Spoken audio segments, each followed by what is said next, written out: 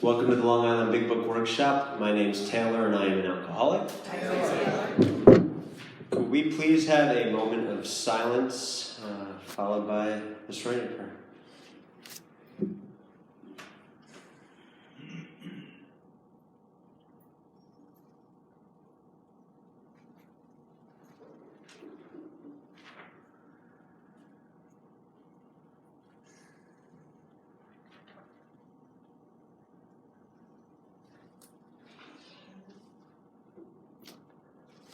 God, grant me the serenity to accept the things I cannot change, courage to change the things I can, and the wisdom to know the difference.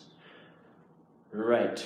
The purpose of this workshop is for AA members to share their experience on 5 topics: surrender, forgive, amend, change, and surrender in there. Serve. Thank you, Tim. It is open to anyone interested, so please respect the anonymity of anyone else attending and do not disclose anyone else's attendance without their permission or convey content linked to the identity of the speaker. So a couple of things regarding housekeeping. So the schedule. So we will have 2 of our 5 sessions prior to our extended lunch break. We aim to begin lunch around 12:30 and to resume with session 3 around 2 o'clock. In terms of coffee, it is being made right now. Sorry, alcoholics, you didn't have your coffee to commence the meeting. I know that's really a problem, and all of you, these seats, people probably left when they saw no coffee. Restrooms. We have 2 restrooms at the front. There's also in the beverage room, besides coffee, there's water and soda and tea.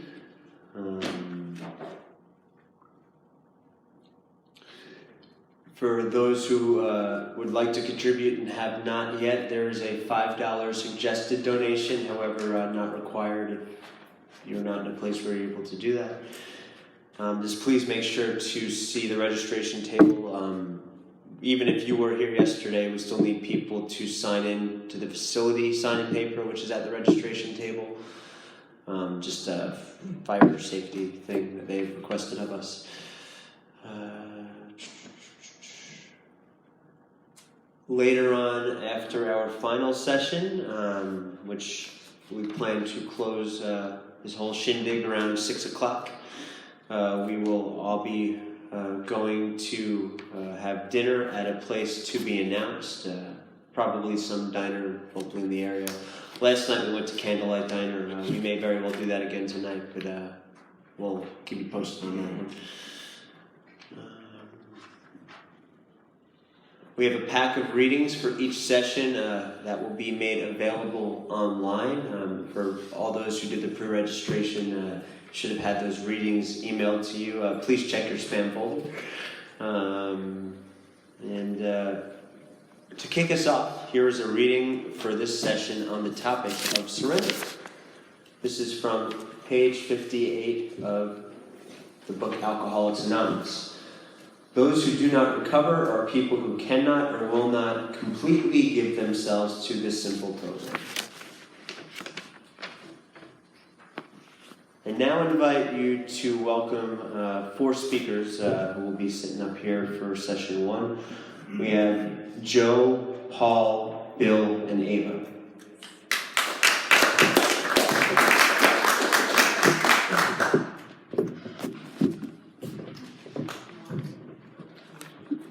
One at a time?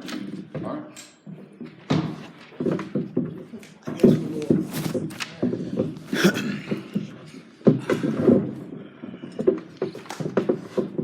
And I now invite you to welcome Joe, who has come to share on the topic of surrender. Hi, my name is Joe McFadden. I'm a very grateful alcoholic. Hey, Joe. Because of the loving grace of God, the fellowship, and good sponsorship, I haven't found it necessary to face life or escape it by taking a drink or doing any outside issues since June 14, 1993. And for that, I owe you all my life.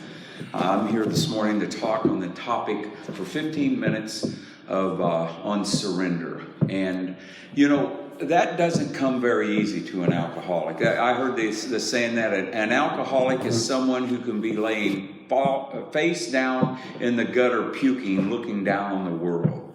And that fit me.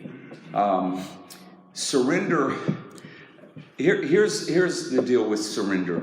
There was a good story. I read this morning in one of my readings. There was a soldier that goes into the kingdom, and he goes over to the king. And he says, "Your Majesty, I have some bad news and I have some good news." And Your Majesty says, "Well, what's the good news, the bad news?" And he says, "Well, our kingdom is in shambles. We're out of ammunition, and all the men have left their post." He says, "Oh, that's horrible.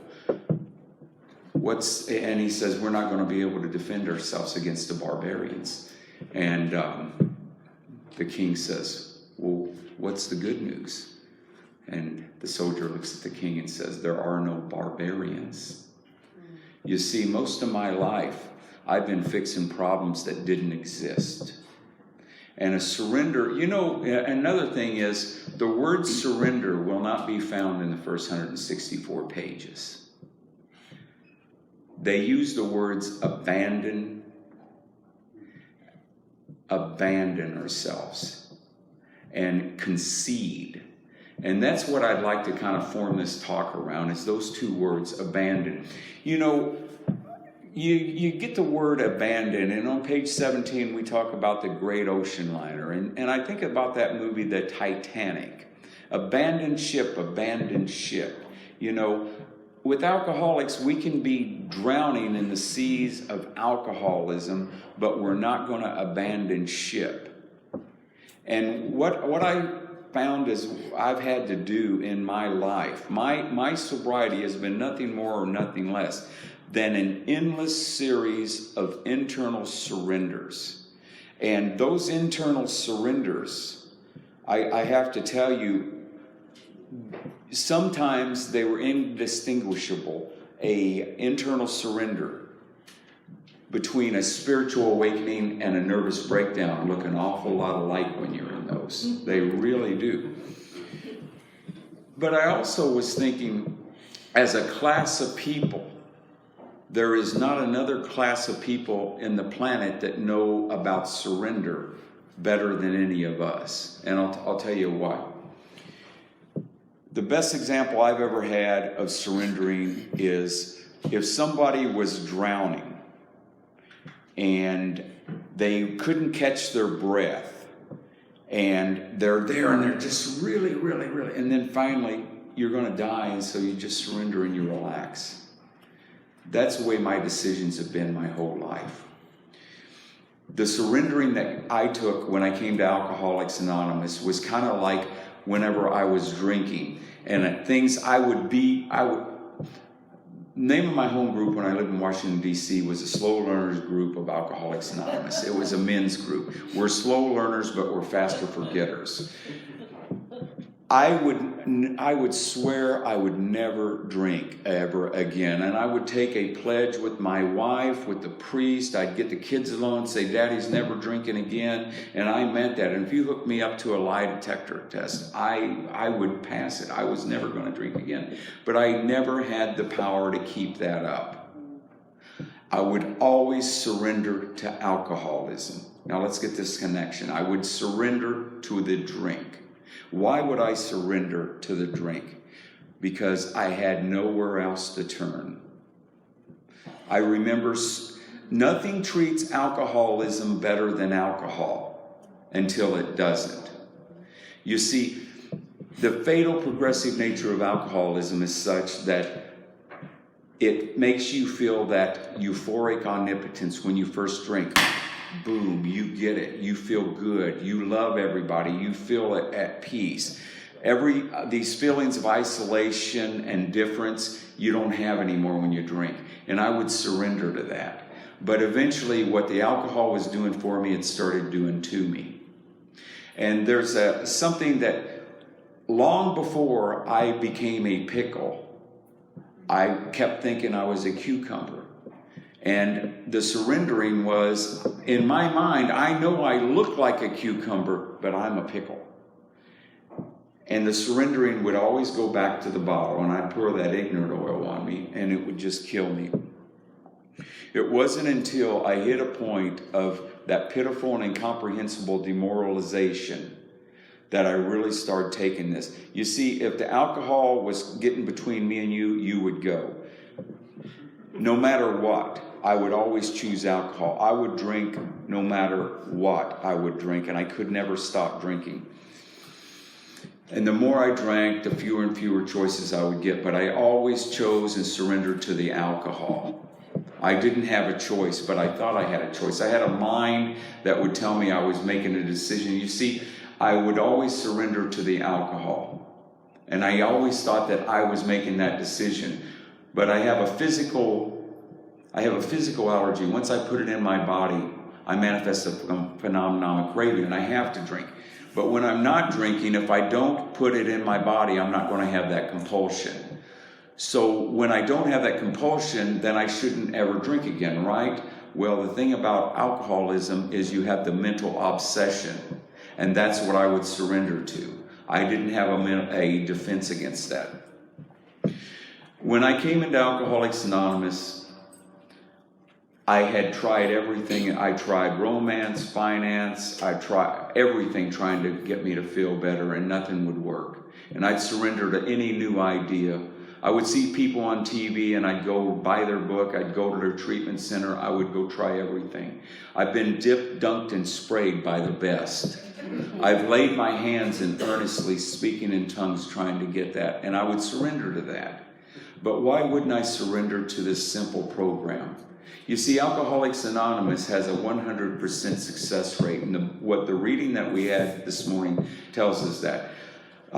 Page 58, there are two types of people, the cannots and the will nots, give themselves to this simple program. The cannots and will nots.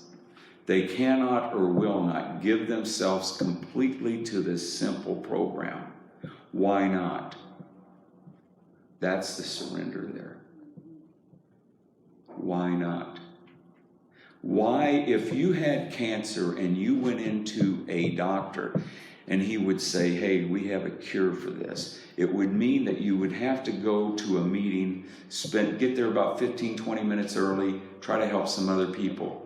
But we can give you a daily reprieve. You won't be cured, but you will never suffer from the effects of your cancer. There'd be people selling their homes to get to that. But when we're talking about this, they won't do it. And I wouldn't do it. I would always surrender myself to that drink. I knew I could get some relief. But what it eventually did, the fatal progressive nature of alcoholism, is what it was doing for me, giving me that feeling of euphoric omnipotence. Sooner or later, it got down to where it was there, and I couldn't get drunk. And I was at page 152. I couldn't imagine life with or without alcohol. I was at the jumping off place. Well, I wasn't about to go to AA with those willy-nilly Jesus freaks talking about their higher power nonsense. I knew what they were really talking about. So I did the only thing I could do, is I just committed suicide. And I woke up and I was in the Bexar County Hospital, and I found out I was such a loser I couldn't even kill myself, so I jumped out the window to my death, but I was on the first floor. And they put me in a straitjacket, and they took me back to the Texas State Insane Asylum, and I spent 81 days there, having 37 shock treatments, and I surrendered to that. I remember when they put those electrodes on my head and they strapped me all down, I'm saying, God, I hope this works. I surrendered to that. You see, I wasn't an alcoholic when I came in. I had a lot of other problems, but I wasn't an alcoholic. The greatest surrender in my life is the day I surrendered to the fact that when we talk about fully concede to our innermost self, abandoned to ourself to God, utterly to God, without reservation, that was June 14, 1993.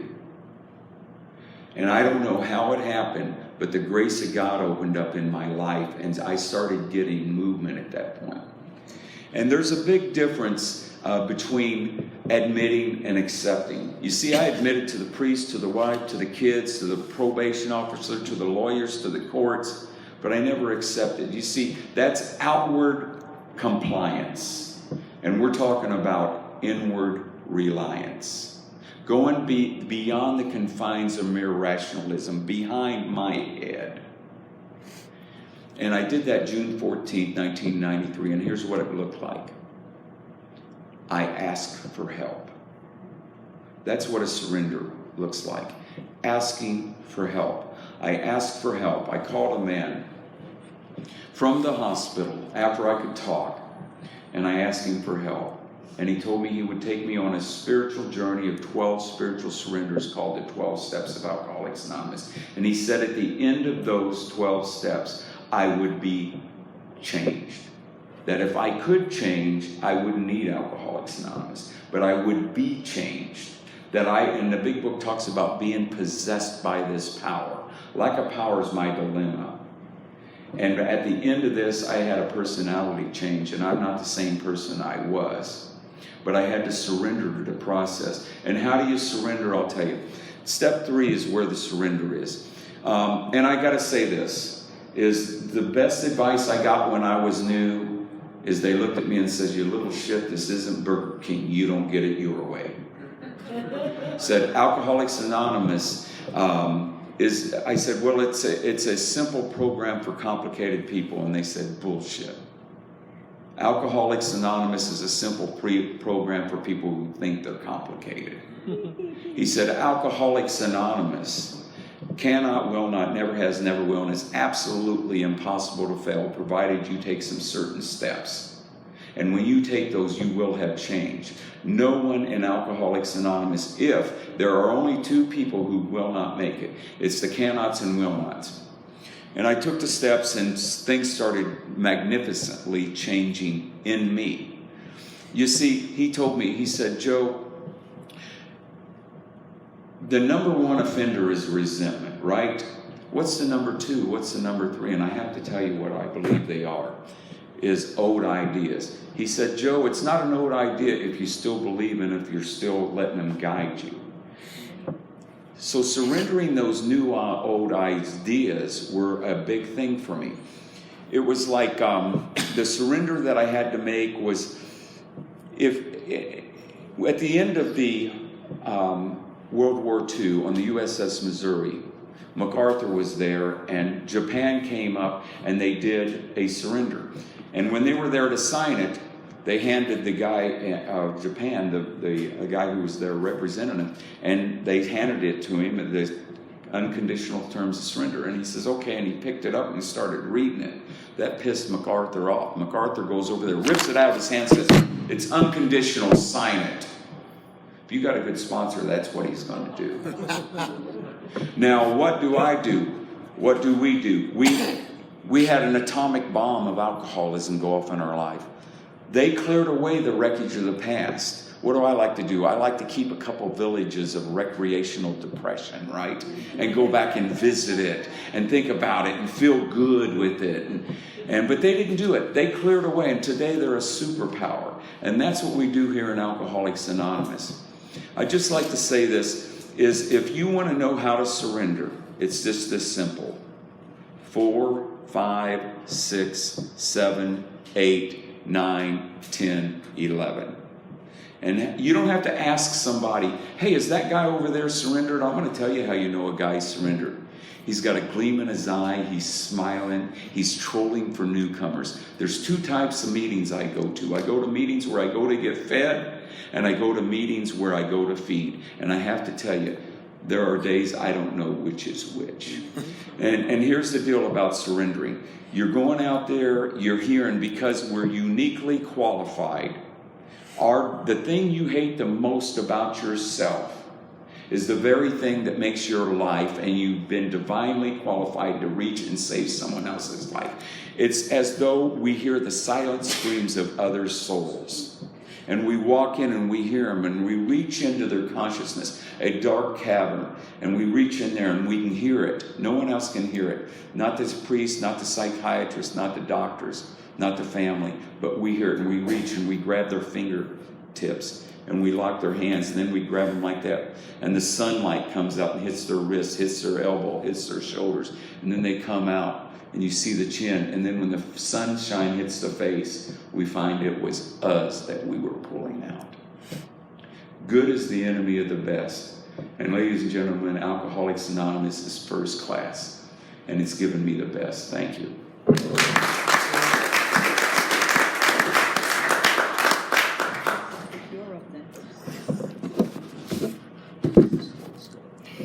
Hi family, my name is Paul D. I'm a recovered alcoholic.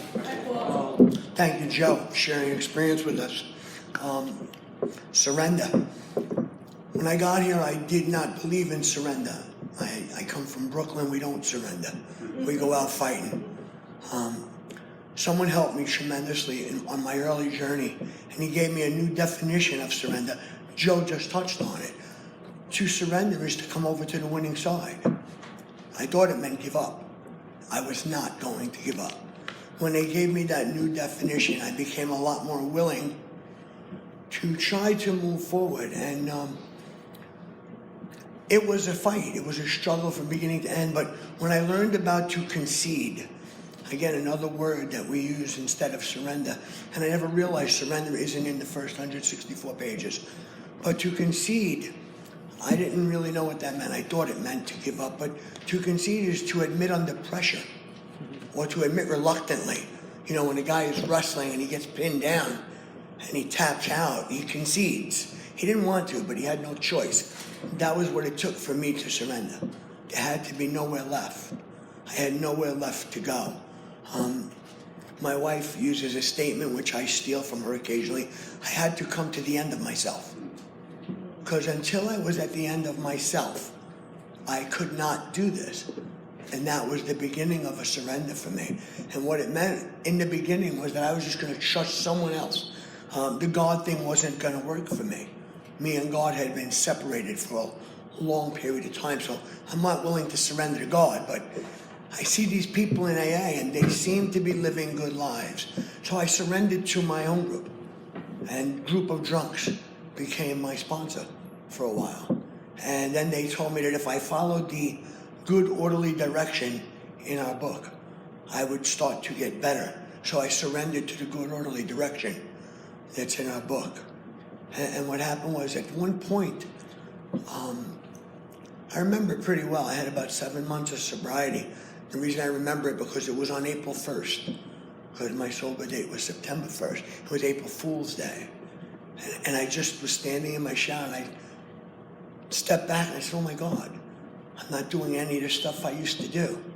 I'm not saying the things I used to say. Like, this thing worked. It just happened just like that. It was over a period of 7 months, but it happened in a minute. And that all of a sudden I realized that I need to give this thing 100%. And at that point, I became surrendered. I didn't surrender. I became surrendered. Someone surrendered me, my higher power. And as I've done this journey, I've learned that I still need to surrender every day. And you know, I want to share something. And last night I was looking through some stuff, and my wife and I start our day every morning with a new surrender. Someone gave me a prayer. I was at a meeting probably 10, 15 years ago, a long time ago. And he gave this out, and I read this prayer, and I put it away. But then years later, I picked it up, and this is my surrender every morning. The prayer says, Dear God, I am powerless, and my life is unmanageable without your love and guidance. I come to you today because I believe that you can restore and renew me to meet my needs today. Since I cannot manage my life or affairs, I have decided to give them to you. Put my life, my will, my thoughts, my desires and ambitions in your hands. I give you all of me, the good and the bad, the character defects and the shortcomings, my selfishness, resentments and problems. I know that you will work them out in accordance with your plan. Such as I am, take and use me in your service. Guide and direct my ways. Show me what to do for you. I cannot control or change my friends or loved ones, so I release them into your care. For your loving hands, do it as you will. Just keep me loving and free from judging them. If they need changing, God, you'll have to do it. I can't. Just make me willing and ready to be of service to you. to have my shortcomings removed, and to do my best. Help me to see how I've harmed others. Make me willing to make amends to them all. Keep me ever mindful of thoughts and actions that harm myself and others and which separate me from your light, love, and spirit. When I commit these errors, make me aware of them. Help me to admit each one promptly. I am seeking to know you better, to love you more. I am seeking the knowledge of your will for me and the power to carry it out. And I have been reciting that prayer every morning for probably, I think it's 12 or 13 years. Started a few years before I met my wife, and then my wife and I started saying it. And the truth is, with that prayer, if I could actually do that, I can't, but I try to live that way. I try, and then what I do is I go through the day and remember that it's none of my business. I don't try to say prayers anymore. I try to be the prayer. Instead of saying the prayer, if I become the prayer, it changes my life. I need to do those things instead of read them. And when I start to be the prayer, the surrender becomes complete, because now it's not my business anymore. And then what I do is, again, I surrender at night. Each night, our book asks that we do a nightly review. If I'm not doing a nightly review, I'm not living the AA way of life. And that's just for me. But the deal is, when I do that nightly review, I get surrendered again, because it asks me some simple questions. Was I selfish? Was I dishonest? Was I afraid? Do I owe an apology? Have I kept something to myself that should be shared? Was I kind and loving toward all? What could I have done better? Was I thinking of myself most of the day? Or was I thinking of what I could do for people, what I could pack into the stream of life? And I get re-surrendered, because I realized, oh, look, I was dishonest. I was not kind and loving. And then it tells me, after making our review, we ask God's forgiveness. And we ask God's corrective measures. So what happens is, I get to ask God for help, and I go to bed free all over again to start another surrender tomorrow morning. Thanks for listening.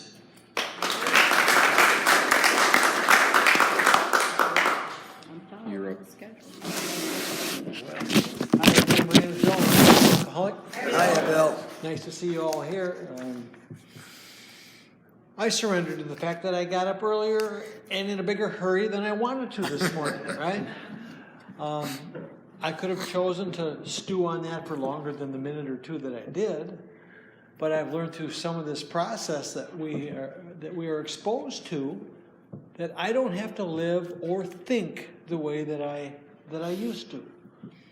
I came in here with all kinds of problems, I didn't realize that these problems for a long time were centered around my bad thinking and my bad habits.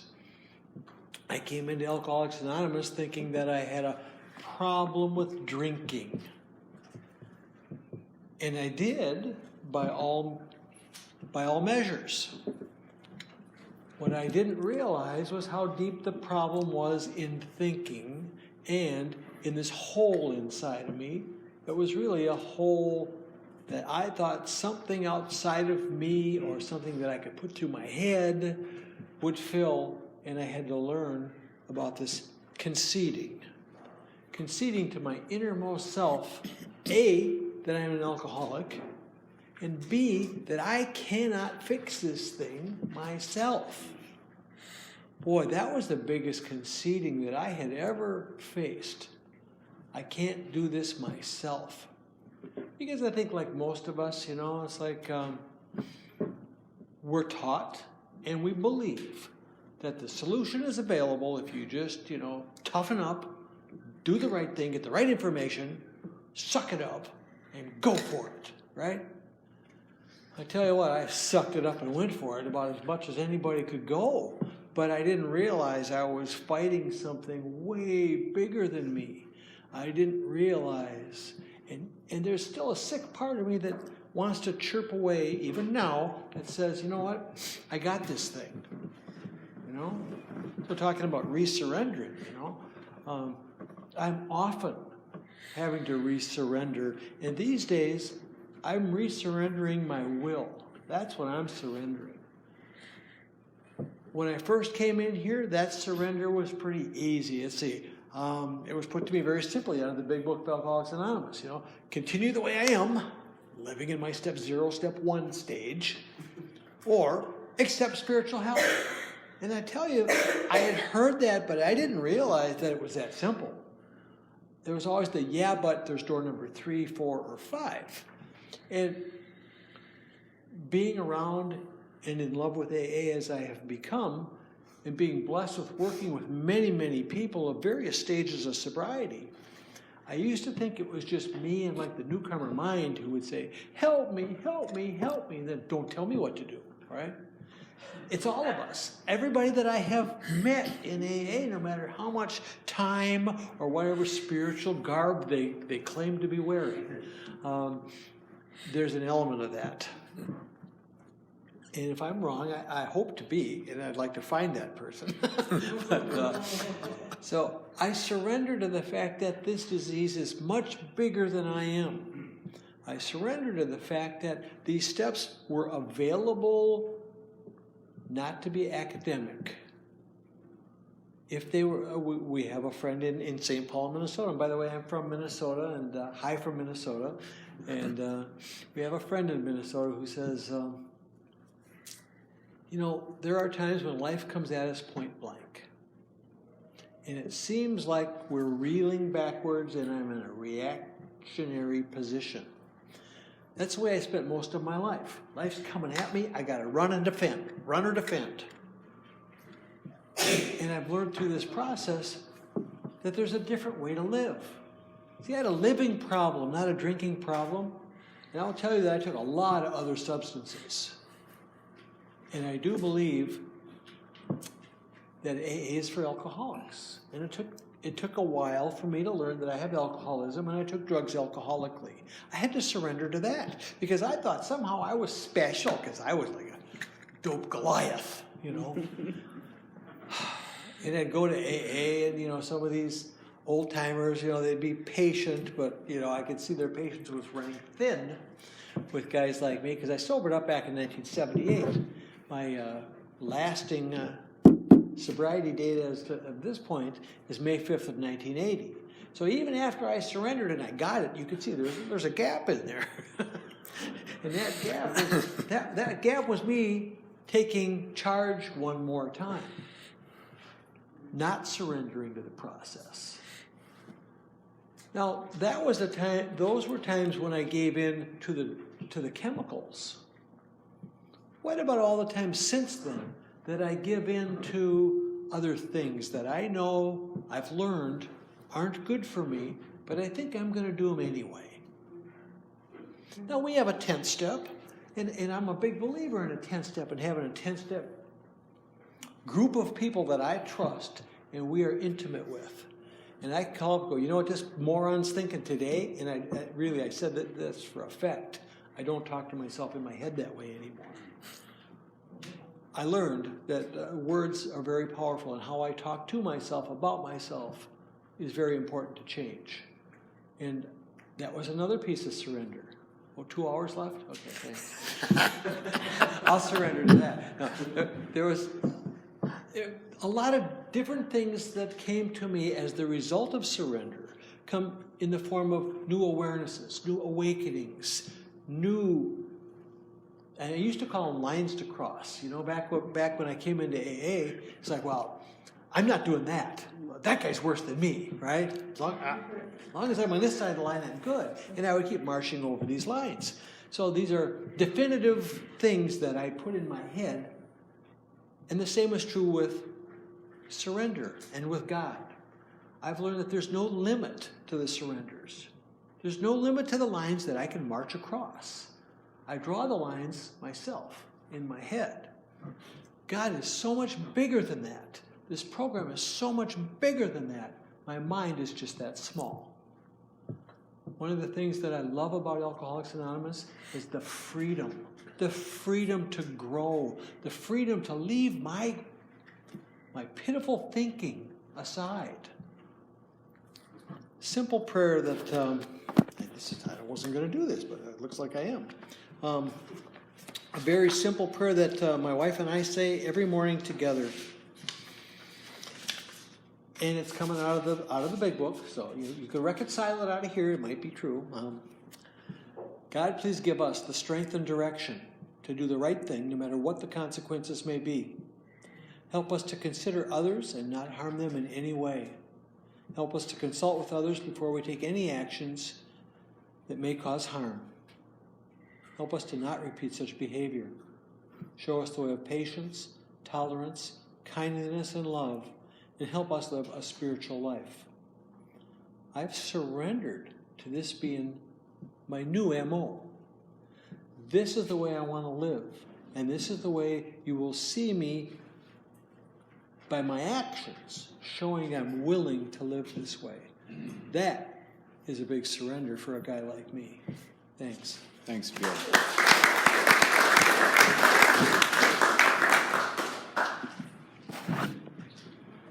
Hi, everybody. I'm Ava, and I'm an alcoholic. Hi, Ava.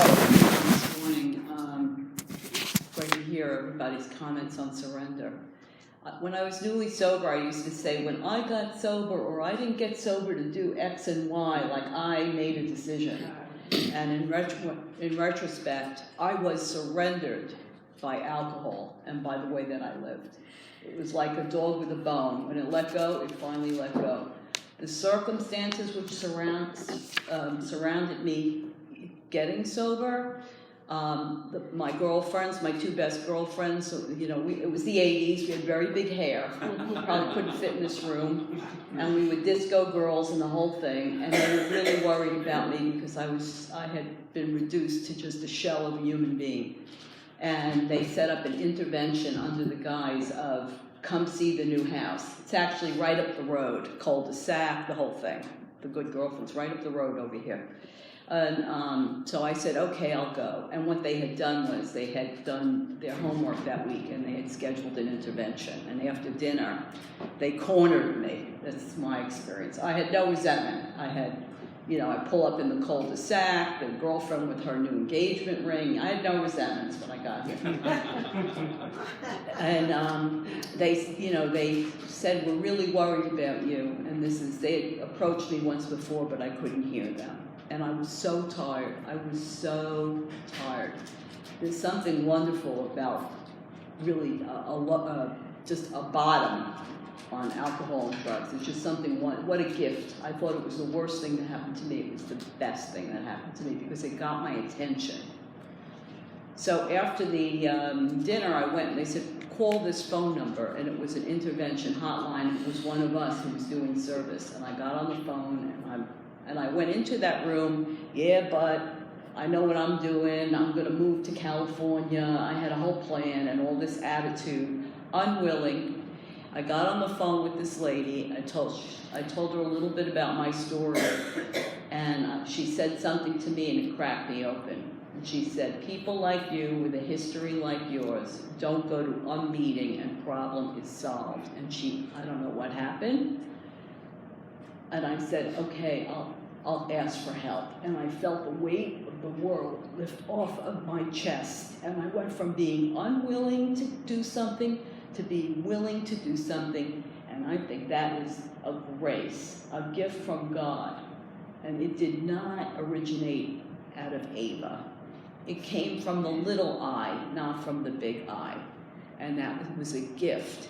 That something, some little seed of something, God as I understand him, came through that, and I became willing, and I went out of the room, and I told my friends, I'm willing to get help. And that was the very first, the seedling, the first little surrender. And that's where I wound up in treatment, and then the people came in and brought us meetings, and I was enamored with what everyone was talking about, and I was attracted to what I saw, and I said, I am going to do what these people do, which was the next little seed of surrender. And then I went to meetings, and I ran around, and I got involved. I became I'm an overachiever, so I think God has skills, and he works with what he's got. And I was going to be the best AA ever in the history of mankind. Okay, no ego in that. none. But God will use what He's got to work with me. And so I ran around going, and I had, of course, 750 service commitments in 90 days. That's who I am. That had to come down to size at some point, but I was in the middle of AA doing everything that I needed to do and waking up. I had been sleepwalking my whole life. I had no self-awareness whatsoever. None. I'm probably the most out to lunch person ever. That's why I've worked really hard, because it would frustrate me if you asked me, how do you feel? I couldn't answer the question. If you asked me, do you want chocolate or vanilla? I couldn't answer the question. I would say, what do you think I should have? I needed you to tell me. I needed you to affirm me. That's a tough way to live. That's extreme dependency. I didn't have any language for any of this. So I'm in AA and I start to wake up. I have this sponsor, my first sponsor, Valerie. I love this girl. I loved her. And after a year, so I'm about, maybe in my second year, I did my first half-baked, I don't know what that fourth step was. Doesn't matter. Hieroglyphics was probably better. If I would have drawn pictures, doesn't matter. I have to do what I'm available to do. And then I do more the next day. That's my experience. And my Valerie moved and drank. And I said, oh no, we are like people, like the book says, we are people who lost their legs, we don't grow new ones. What happened was when she drank, I saw myself in Valerie. And I realized that I was an alcoholic of the type that we talk about when I was her age. At that point, she was 19. I was in my early 30s. I saw myself in her. That's the magic of identification. Up until that point, I was kind of, listening and doing, and then when I could see, I could see. You can't see till you could see. You can't hear till you could hear. And then I said, oh my God. It says we must concede to our innermost self that we have this thing. That was the next piece of surrender. I said, oh boy, I really am an alcoholic of this type. And I have this thing just like what they're talking about. And I need to really stay in the middle of the herd, which I had heard, but now I understood I must stay in the middle of the herd. And that's been my experience today. I stay in the middle of AA. Many days, that's the whole beauty of having a program of recovery, a home group, a sponsor, and a structure. I follow the directions of AA. I don't follow what my head tells me to do. That's unbelievable, because that's not who I am. I do what I want to do when I want to do it. I've been like that since the crib. And so I override my mind today, a day at a time, because you taught me how to do that, and I follow what AA tells me to do, and I don't default to Ava's mind. And if I'm lucky, I can access the higher power, the highest self, whatever God is, I understand Him, and I can hear that voice. And on the days when I'm too messed up or in self, which I didn't even understand what that expression meant, like not feeling so hot, okay? I follow the external voice of AA. Go to the meeting, get there early, pick up the phone, answer the call. I don't want to hear about it, So I have like all these voices in my head now. Some of them are the different sobriety voices, thank God. You implanted them while I was, setting up the chairs. Of course I was. And the other thing that I did in my early days, which always helped me, and it was the best foundation, was because I got the message in a detox, I joined the institution committee, and I brought meetings to rehabs and detoxes for maybe the first 12 or 15 years of my sobriety. So at least best things forward, I see myself, and there's nothing more delicious than going to a meeting and telling the people the good news. We have a way of life that works for people like us. Come join us. Just do what we do, and we'd love to share with you and show you how that works for us. So thanks for listening.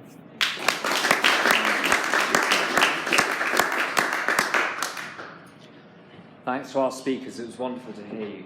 We have some time for some questions now. I have some questions that have been submitted in advance, but before we go to those, is there anyone here who has a question? If you do, put your hand up, ask the question. I'll repeat it for the tape so that anyone listening afterwards will be able to understand what the question was. Does anyone have a question for any of our panelists?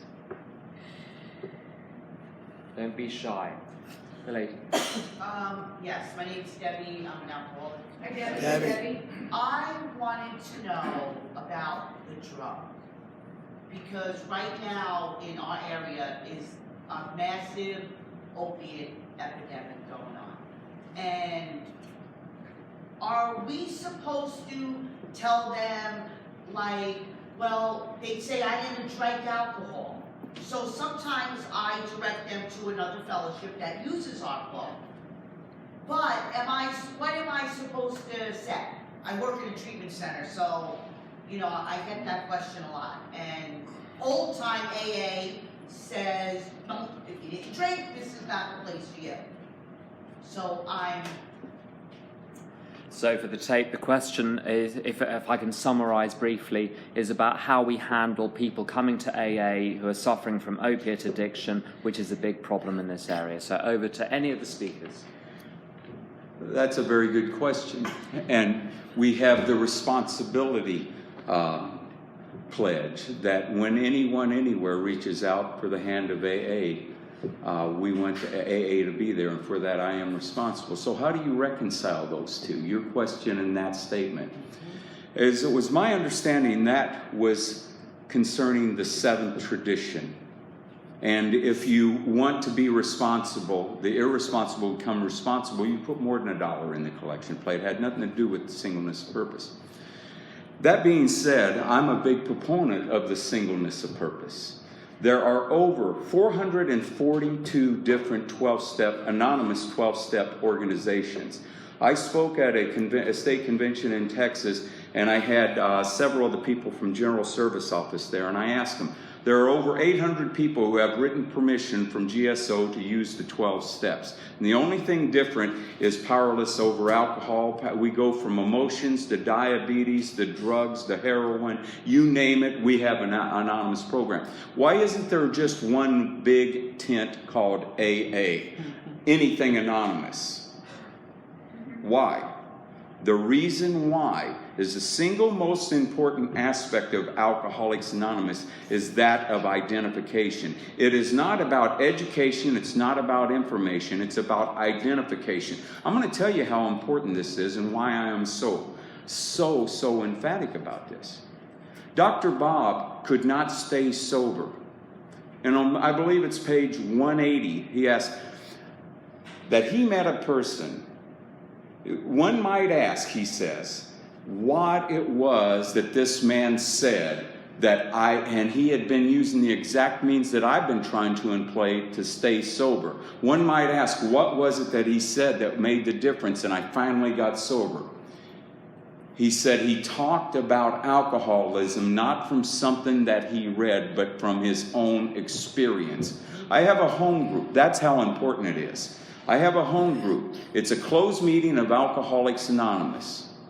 We ask that all who share identify themselves as an alcoholic only, not an ANDA. I've always looked to be different, and that difference is what takes me out, because to fully concede to our innermost selves means that we get rid of what the big book calls a lurking notion or a mental reservation, because I got to be on guard for the unguarded moment. There'll be a time that I'm not really like those people, and that's where you're screwed. And that's why it's so important. We say, if you're not an alcoholic, now would be the time to leave. We will help you and guide you to an anonymous program that more specifically addresses your addiction. We do not do that to be exclusive. We do that and we make a stand in Alcoholics Anonymous because I don't want to see that person die. Case in point, in Texas, Wes, God rest his soul, he was one of the best trustees we ever had in Alcoholics Anonymous. His son would come to Alcoholics Anonymous. Everybody loved Wes. He was a barber, had great jokes, loved AA, was a good member of Alcoholics Anonymous in the service corps. He would go up to his son and say, son, those alcoholics are going to kill you. You're not an alcoholic, you're a drug addict. And he ended up committing suicide. Because you have to be on guard against the unguarded moment. We have to make a stand. Bill said this. And also, there was a letter to Alcoholics Anonymous, the General Service Board, from NA, Jimmy K. He said, you people need to stand on your singleness of purpose. He said, we will handle the drug addicts. You're not sticking to your primary purpose, and you're killing people. And that's how important it is. We are not doing it to be exclusive, or you're an alcoholic, we don't, or a drug addict, we don't want you in here. Quite the opposite. An alcoholic well armed with the facts about himself. If you want to know the truth, I'm a pig. I'll shoot it, snort it, sniff it, smoke it, drink it, fight it, or have sex with it if it's going to change the way I feel about me. But I am an alcoholic above. And I meet the criteria as you find it. Chapter 4, if you want to know what an alcoholic is, if you're sitting here and you don't get anything else of what I said, Chapter 4, page 44, fourth line down. If when you honestly want to, you find you have no control, or while drinking you find you cannot stop, you're probably an alcoholic, and the news gets worse. If that be the case, you're suffering from an illness which only a spiritual experience will conquer. I hope that answers your question. Thanks, Joe. Would any other of our panelists like to add to that? Ava here. On a personal note, since I have the history with many things, I can, on my couch, work with anybody who I identify with, who I might be helpful to. One of the groups with which my Tuesday night home group is an open meeting of Alcoholics Anonymous. Only alcoholics participate. And we say in the format, if your problem is other than alcohol, we think it would also be helpful for you to see an anonymous fellowship which more specifically treats your problem. And we have a list for that. In my other group, Bagels and Big Book, it's an open Big Book meeting, and it's deliberately open so that we can share the wealth. Only when we go to the sharing portion, because it's an Alcoholics Anonymous meeting, we say this is an open meeting and all are welcome to attend. The sharing portion is limited to members of the AA fellowship, so that this way we can keep the singleness of purpose. And then a number of years ago, through a series, I was praying for a boyfriend, and instead I wound up with a fellowship of gay men called Crystal Meth Anonymous. I told them I should have been more specific in my prayers. God's a shipping clerk, so think about that. And anyway, I had the history of all of these things, and I went and I planted myself in the fellowship because I identified there, and I helped them start a Big Book study group and bring a little structure to the meeting so that they have like solid sobriety. And that fellowship is on fire. And one of the fellows, the founders, said, thank God for singleness of purpose, because otherwise people would be dying because they would not be able to get sober in AA. And one of my friends who had been this guy never even drank, and he tried to get sober in AA for years. We're talking 20 years or more that he went to AA, and would have gaps of sobriety time, and at some point he would always use again, and that's because he was in the wrong room. And when he came back this time, I said, listen, you've been in the wrong room, and you need to go to CMA, and those are your people, and you're going to love it there. And guy celebrated 18 months, day at a time, and he's living out loud. So that's just proof that, there is a solution, and there's a lot of rooms where that's taking place. Thanks. Anything to add? Yeah, Bill, alcoholic. Bill. I'm one of those guys who backdoored into this fellowship from another fellowship. Back in the 70s in Minneapolis, it was a big Hazelton thing. Everybody get in a van, you're going for help, right? They just load us up and ship us to an AA meeting and say, every once in a while we get encountered by these people go, this is a closed meeting, you can't say you're chemically dependent, And it felt like I was being ostracized or excluded. And then these guys would tell me, well, just say you're an alcoholic. And I didn't understand what I had. At that time, it seemed like an insult. So I thought, all right. And I'd look at the third tradition, the short form, and say, you know what? I'm an addict, and you know what? I don't want to drink today. A vision for you, right? But it took a little bit of time, and it took some people outside of the meeting to spend personal time with me and say, Tell me about when you drank. We understand about all this drug behavior and all you're trying to prove how bad you are and you want to tell stories, but let's stick to this. And once I started to understand that I had alcoholism and that I could go to AA and it could save my life, it changed my life. If I would have just gone to what we kind of call soft AA that doesn't abide by the traditions, it would have killed me.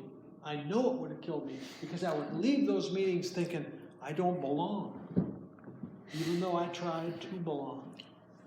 So, but on that, like Ava was saying, on a personal level, I have sat down on my couch and I have helped meetings get started and structured and supported, and I still do that. And I will continue to do that on a personal level. But in AA, I'm a singleness of purpose guy because it saves lives. And it saved mine. Thanks.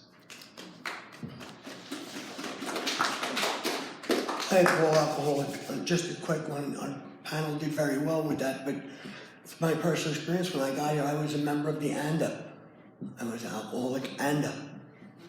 And the truth of the matter is, I had no idea that alcoholism and drinking alcohol are two separate items. I thought alcoholics just drank a lot. You can't be an alcoholic if you don't have the two symptoms that Joe talked about. There's only two questions, page 44. When you want to quit entirely, you can't. And when drinking, little control. If you don't have those two things, you're not alcoholic. And my job is to identify a newcomer. If he's not alcoholic, I am doing him a disservice by allowing him to stay in our fellowship. Because you will thrive, just like the name of this place, with like-minded people. If you do not have that obsession to drink, you'll never understand why I keep picking up a drink. You'll tell me, just don't drink. Don't drink, go to meetings. That's what they told me. Until I came to a place of like-minded people who had what I had. And they said, if you had the power to not drink, you wouldn't need to be here. So I had to learn the difference. And then today I take a little time and identify the people I work with. And if they're not alcoholic, I will send them to a fellowship that will help them to get what they need. Good question.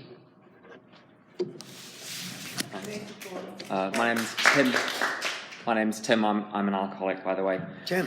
Just one tiny thing I want to add on that point. My home group is a big book study in Alcoholics Anonymous, but many members of our home group will go out and do step and tradition workshops to help some of the smaller, newer fellowships with our experience of the big book, so that they can marry the experience of AA with their personal experience of their own addictions, so that they can. So we're not building a wall. We're offering them everything we have, but it's not within the group. It's individuals going out, and some of us travel all over the world to help seed these new fellowships with where we have. I'm multiply addicted. I have been able to help people in other fellowships. There is some other questions that we've had. One of them, it's a common question that I get asked, is when you're dealing with a sponsee who is, shall we say, struggling to surrender, maybe they're relapsing or they're obstinate or they're whatever, how do you handle it? Any? Well, that's a good question. And as far as I know, and Bill references this, there's no way to make someone do anything here. And I have to just say this, is they say there's a co-founders of Alcoholics Anonymous and Bill and Bob. I strongly disagree with that. I say we have 3 founders of Alcoholics Anonymous. And the third founder that I haven't mentioned yet is our greatest 12-stepper. And until that member of the tri-founding membership of Alcoholics Anonymous is through with its 12-step work, we can't start with ours. And that's alcohol. Yep. Alcohol's got nothing makes you more willing than a good ass whipping by alcohol. And I don't pick green apples. Because it gives you a stomach ache. I don't try to teach a pig to sing. It irritates him and frustrates me. When you come into Alcoholics Anonymous, there's nothing you can say to hurt an alcoholic. When you come into Alcoholics Anonymous, if you want this, if you've been blessed, where's the word slip come from? It comes from slip from the grace of God. When you're in that grace of God and you got that willingness, we could put bars on that door out there and they'd find a way to chew through them. And if they are not willing, there's nothing you can do to make them willing. And old Mark Houston, he used to always tell us, bop till you drop, little brother. and that's about it. And the surrender and getting someone ready comes from the grace of God. And our big book references it very well. If he is to get sober, the desire must come from within, not without. You either go within or you always go without. That's all. Hi, family, Paul, alcoholic. Hey, it's funny, this morning I saw an old card that I used to give out, my phone number. Alcoholics Anonymous used to have a commercial on TV a long time ago, and I used the saying from that commercial. If you want to drink, it's none of my business. If you want to stop drinking, that's my business. Drink till, I'm not the kind and loving type. My guys tell me they want to tell them, go drink, have a good time. Call me when you're ready. And it was touched on, we don't get to surrender people. They have to be surrendered. If they want to drink, it's none of my business. And that's important because it says so in our book, we can't save them all. But at least we can take a kind and tolerant view of each and every one.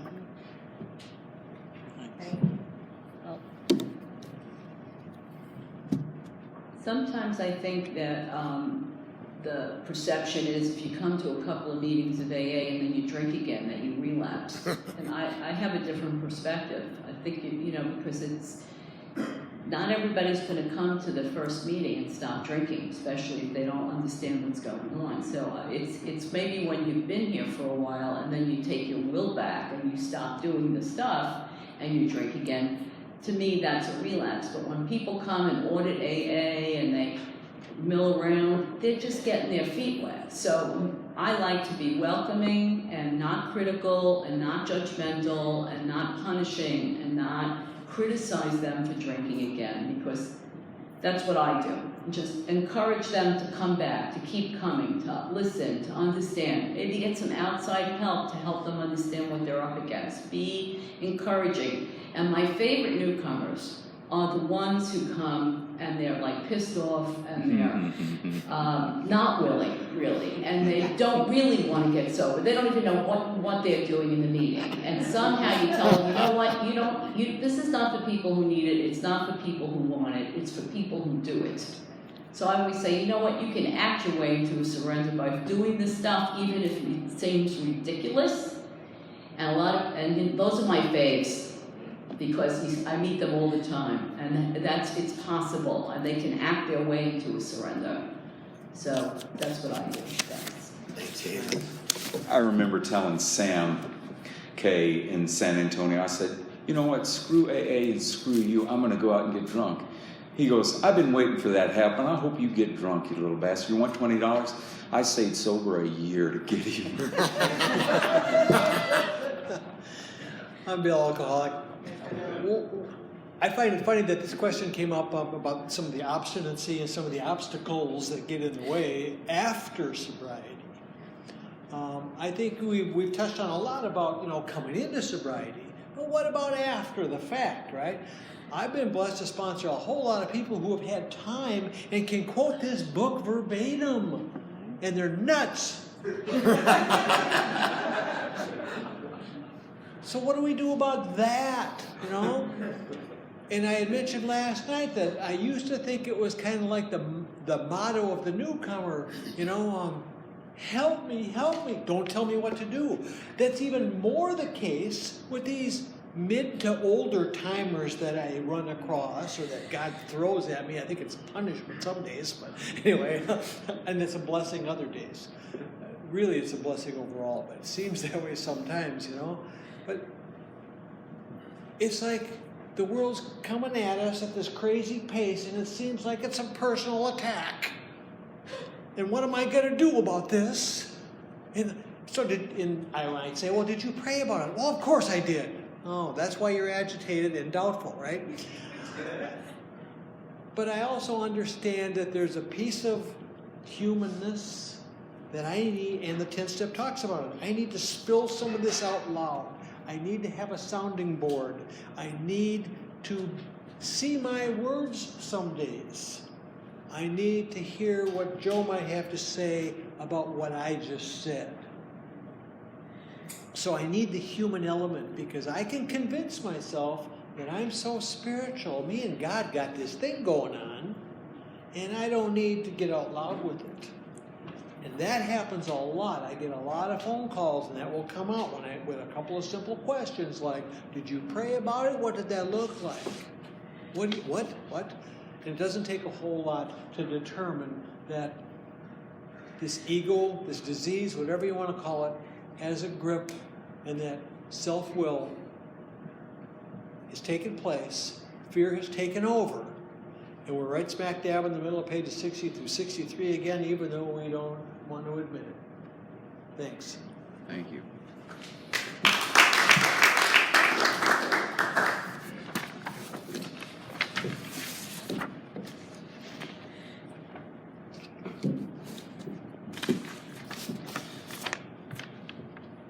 I'm Taylor, and I'm the craziest person Bill sponsors. Competitive alcoholic. victimization. Yeah. Thank you to all our speakers, and thank you for the questions. So we've run out of time for this session, I'm afraid. Thanks again to everyone who's made this workshop possible. So what we would... do we close after each session?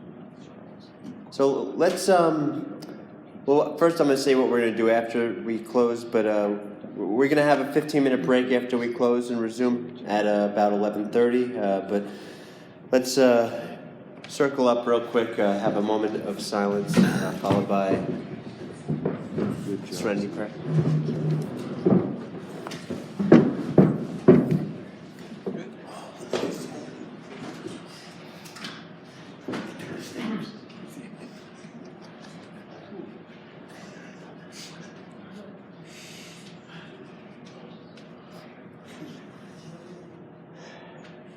Have a quick moment of silence. God,